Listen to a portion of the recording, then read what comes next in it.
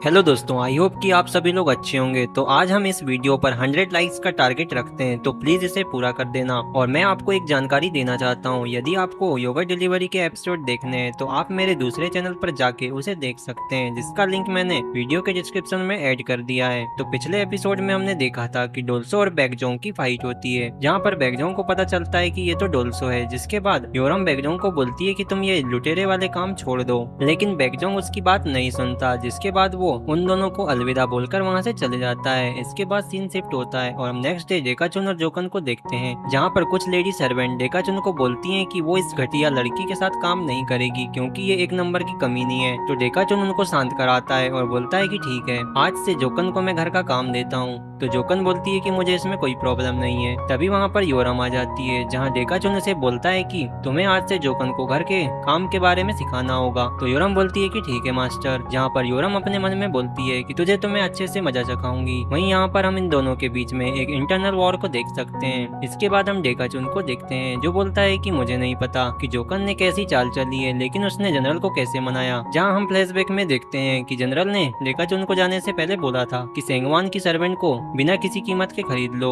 क्योंकि वो बहुत सुंदर है। जो सुनकर डेकाचुन बोलता है कि यस माय लॉर्ड, मैं ऐसा ही करूंगा। जिसके बाद हम प्रेजेंट में देखते हैं, जहाँ पर डेकाचुन बोलता है कि लगता है जनरल का उस लड़की पर दिल आ गया है। वहीं दूसरी तरफ हम लेडी के मेंशन को देखते हैं, जहाँ लेडी अपनी एक सर्वेंट को बुलाती है और बोलती है कि जाओ और जाके डोल्सो को मेरे पास लाओ। तो सर्वेंट बोलती है कि ठीक है मैडम, मैं उसको आपके पास भेजती हूँ। जिसके बाद हम लेडी को देखते हैं, जो डोल्सो को याद करती है और बोलती है कि जब मैं अकेली थी तब डोल्सो ने मुझे संभाला था, जिसके लिए मैं उसकी बहुत कर्जदार हूँ। हालांकि वो एक सर्वेंट है, लेकिन मैं चाहती हूँ कि वो एक अच्छी लाइफ जिए। जिसके कुछ समय बाद डोल्सो लेडी के पास आ जाता है और बोलता है कि मैडम, क्या आपने मुझे बुलाया था? तो लेडी बोलती है कि तुम 1 मिनट के लिए मेरे साथ अंदर आओ। जहाँ पर लेडी डोल्सो के सामने जिनसेंग रखती है और बोलती है कि ये मैं तुम्हारे लिए सिटी से लाई हूँ। जो देखकर डोल्सो बोलता है कि ये तो टॉप क्लास का वाइल्ड जिनसेंग है और ये काफी महंगा होगा। तो लेडी बोलती है कि हाँ, तुमने सही बोला। तो डोल्सो बोलता है कि मैडम, मुझे माफ करना, लेकिन मैं ये नहीं रख सकता। तो लेडी बोलती है कि तुम इसे बाहर नहीं ले जा सकते, तुम्हें इसे यहीं पर खाना होगा। इसके बाद डोल्सो उसे लेकर खाने लगता है, जो देखकर लेडी खुश हो जाती है। और मैं आपको बता दूं कि ये जिनसेंग जो है वो एक टाइप का शिलाजीत ही होता है। जिसके बाद डोल्सो को लेडी का धन्यवाद करता है। तो लेडी बोलती है कि तुम ये बात किसी को नहीं बताना कि मैंने तुम्हें वाइल्ड जिनसेंग दिया है। तो डोल्सो बोलता है कि ठीक है मैडम, मैं ये बात याद रखूंगा।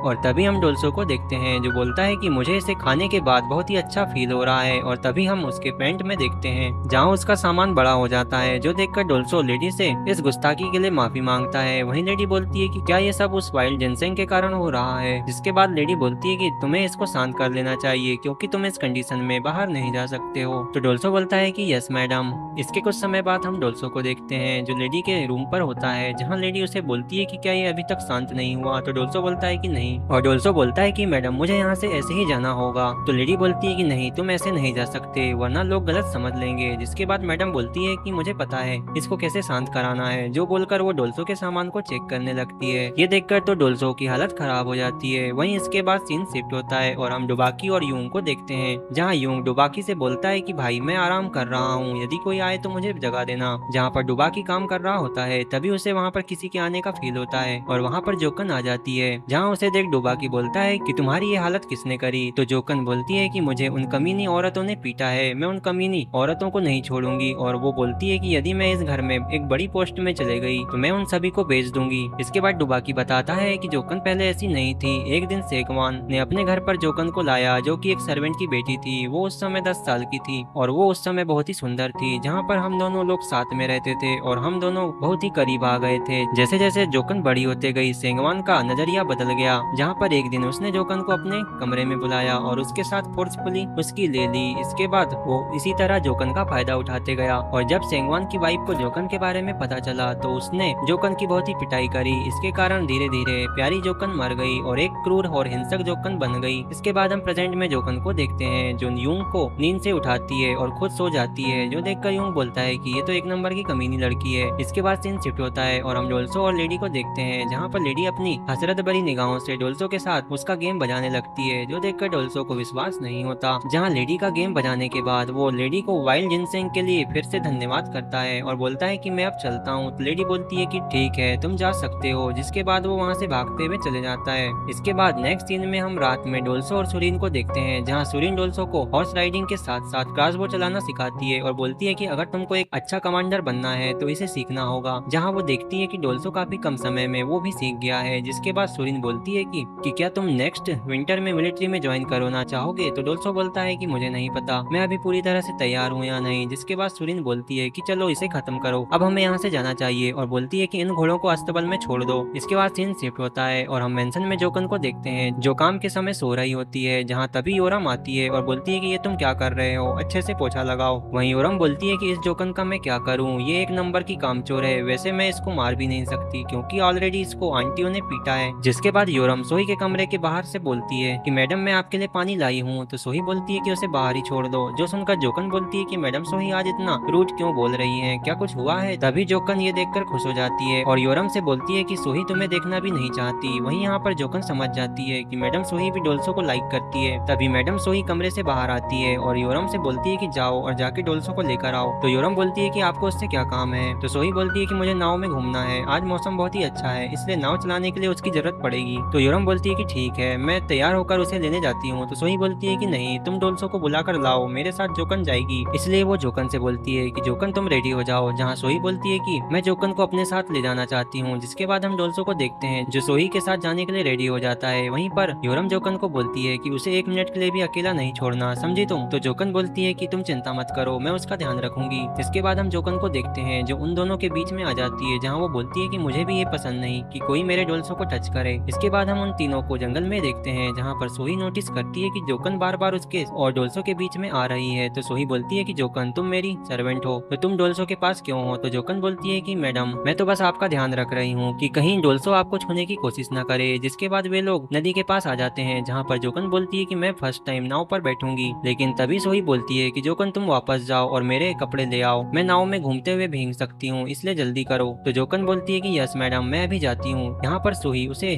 किसी बहाने वहाँ से भगा देती है। जिसके बाद जोकन बोलती है कि ये तो एक नंबर की कमीनी और चालाक लड़की है। इसके बाद हम सोही को देखते हैं जो डोल्सो से बोलती है कि डोल्सो चलो जल्दी से नाव में बैठ जाओ। तो डोल्सो बोलता है कि हमें जोकन का वेट करना चाहिए। तो सोही बोलती है कि नहीं, नाव में हम दोनों ही बैठेंगे। जिसके बाद वो उस नाव में बैठकर नदी के अंदर जाने लगते हैं, जहाँ पर सोही डोल्सो को एक ड्राइंग दिखाती है और बोलती है कि क्या तुम्हें पता है कि ये कौन सी जगह है? तो डोल्सो बोलता है कि हाँ, ये एक माउंटेन है जो हमारे एरिया में है। तो ये देखकर सोही बोलती है कि बहुत बढ़िया, तुमने सही बोला। तो डोल्सो सोही को बोलता है कि मैडम आप लिखने और ड्राइंग बनाने में बहुत ही अच्छी हो। जो बोलकर वो सोही को अपनी हसरत भरी निगाहों से देखने लगता है। तो सोही बोलती है कि तुम मुझे ऐसे क्यों घूर रहे हो? तो डोल्सो बोलता है कि मैडम आप बहुत ही ब्यूटीफुल लग रही हो। ये बोलकर वो सोही के करीब आ जाता है और उसे किस कर देता है और इसी के साथ ये एपिसोड एंड हो जाता है। तो मिलते हैं नेक्स्ट एपिसोड में।